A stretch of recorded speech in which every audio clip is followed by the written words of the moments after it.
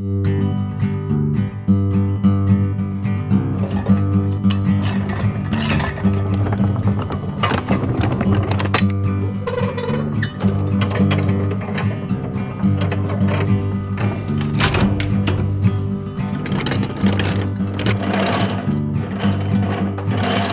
two, three, four.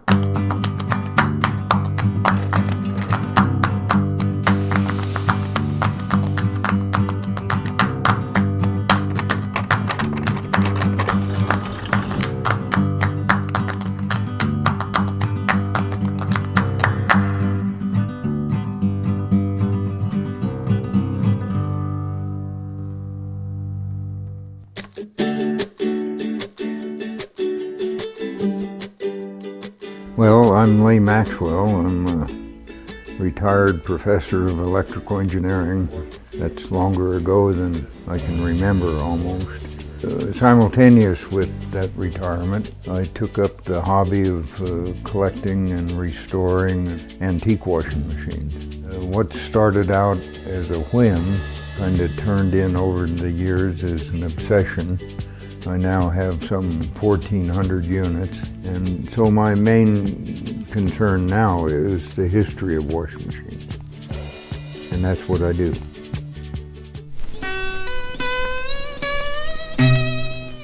The first step in the development of the washing machine came right when people started to wash their clothes, and they would use either just their hands, their feet, or simple sticks, rocks and stone, and beat the clothes with those very simplest of tools. They would also just use the clothes themselves to flail against a rock for cleaning. And that method of washing is the way that most people on this planet still do washing.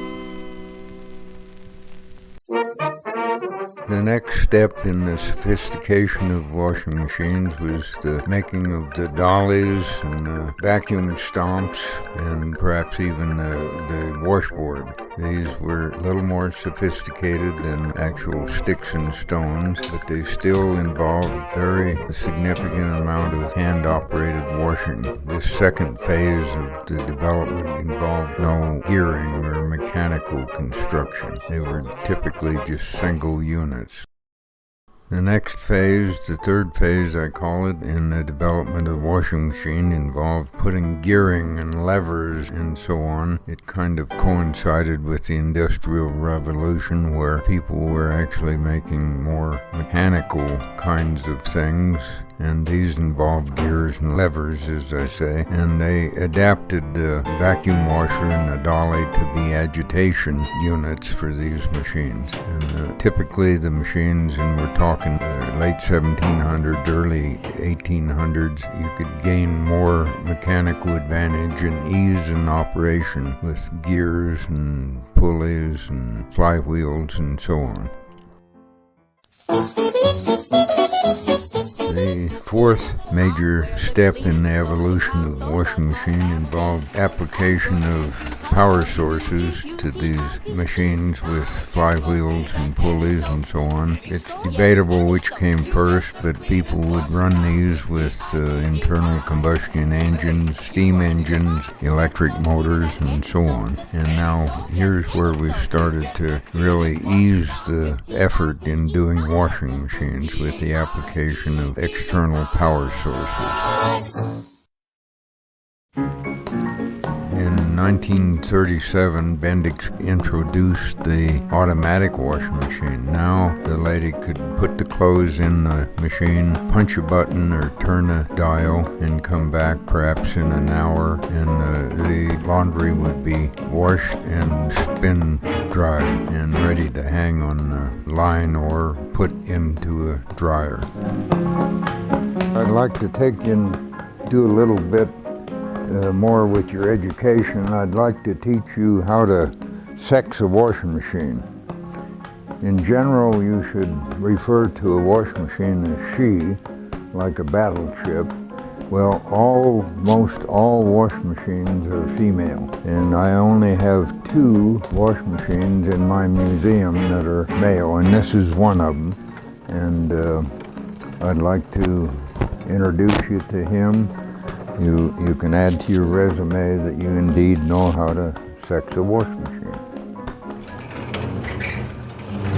Okay, day one was when we retired. We bought a motor home and we headed toward Maine just to have lobster on the East Coast.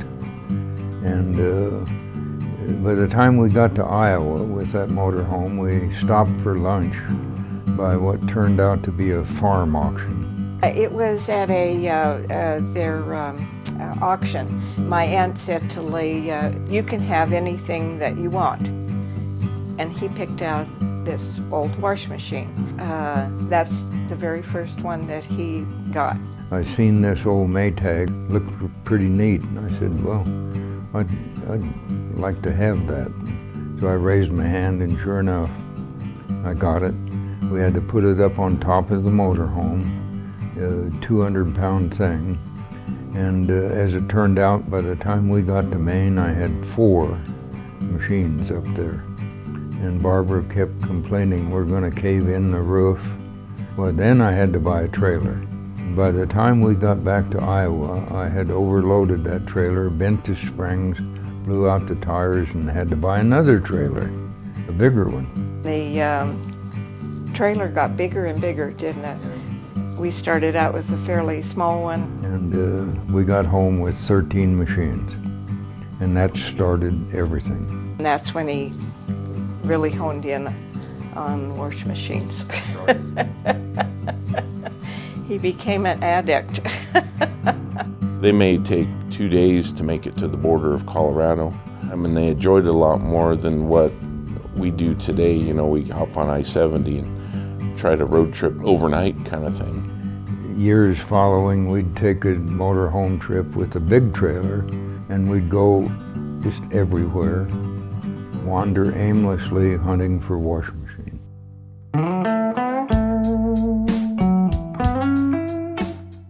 When you find an old washing machine, generally, I tell people it looks like a chunk of dog meat. It's junk. One of the favorite places to find an antique washing machine is in a dump or a junkyard. You're surprised at where you find these machines, or where he finds these. Junk. Just he'd have a box full of just looked like wood. And one time we were crossing into Canada, and this lady, she made me put in writing I would not leave this junk in Canada.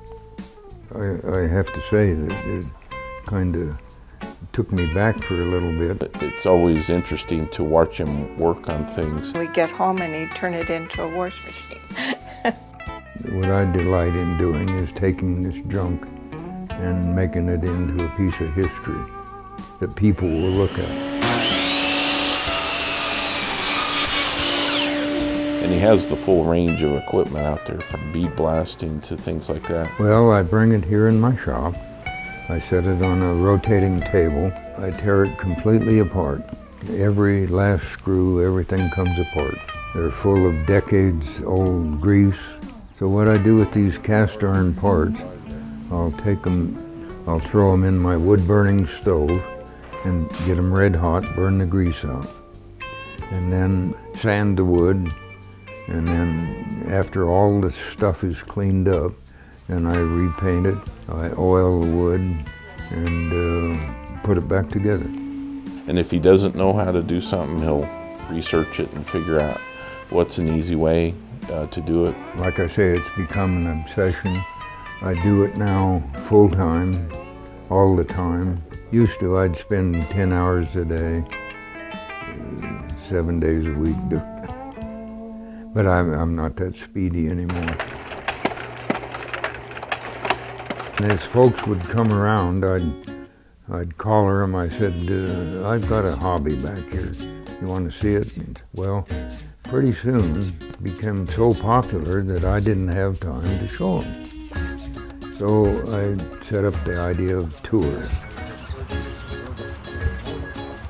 When I give a tour, I kind of expect folks to pay attention. Is that fair enough? Oh, yeah. Okay. Well, that's, and I'll give you a quiz now and then. Let's start with one. How do you pronounce F O-L-K. How do you pronounce the white of an egg? See, I'm in deep, deep trouble. Since when is the white the yolk? I want to see all the different types of washing machines on this tour, you know, from the old ones to modern day. I can't imagine how there would be that many different varieties. Well, one of the first things that folks ask me, why washing machines? And everyone needs a hobby. And so I looked around. I'm not a good fisherman. I don't play golf, and I detest bungee jumping. So I picked washing machine. I expect to see on this a lot of different types of washing machines. During the summertime, I probably give an average of 4 or 5 tours a week, but they're all scheduled. A tour that used to take 10 minutes now takes full 2 hours. I like to have fun with it. I like to use little anecdotes and humorous things. You know where Chubby Checker got the twist? These are 1930s apartment-sized machines. By the way, this is a girl, this is a boy.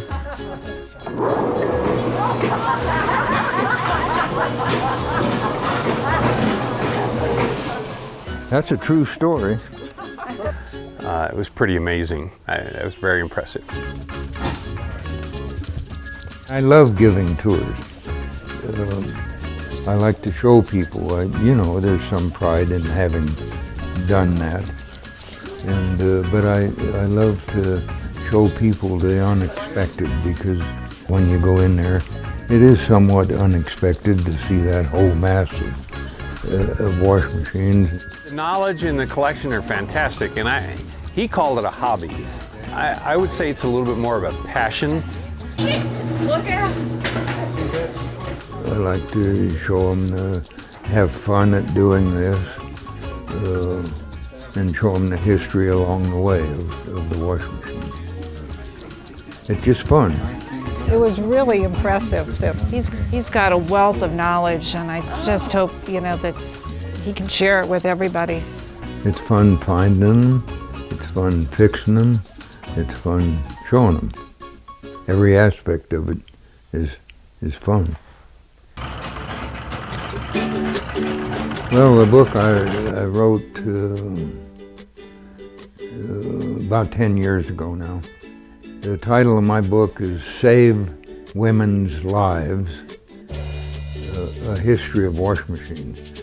Where I got the title of the book was, it's imprinted on the first mass-produced electric wash machine.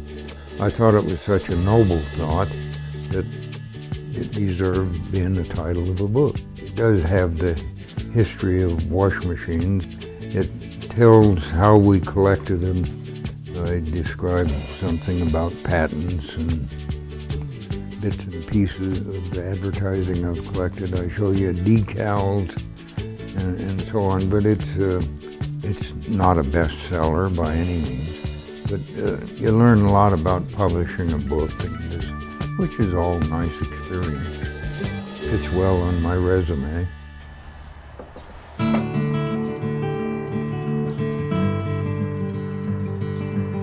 To be a washing machine collector, you got to have 3 attributes, and one is the space. You need to be insane to do this. How many washing machine collectors do you know? And the third is to have a saint for a wife. It's been a joy. We've traveled all over the country, met wonderful, wonderful people, and I've thoroughly enjoyed picking up wash machines with Lee. We've had a great time. It's been wonderful. And I'm getting to the age where I'd like to seriously find a home for my collection. It's a history we ought not to lose, and I'm literally trying to give it away. I'm stupid. I'm still buying wash machines, and I want to give the collection away. What he challenges us is to keep the collection whole. And people wonder what we're going to do with it, and that just never enters my mind what will happen to it, because it's been a joy. So that's the thing that I hone in on, instead of wondering about the future. I just enjoy the present. It's my intention to make people take a different attitude, and to care. And that's one of the thrusts of my collecting, is people should care about that. It's a part of our history. There are just a lot of neat, different kind of people that enjoy this kind of thing, which I hope I can be one of those kind of people. Everything is fun. I recommend it. If you need something to do, I'd recommend it.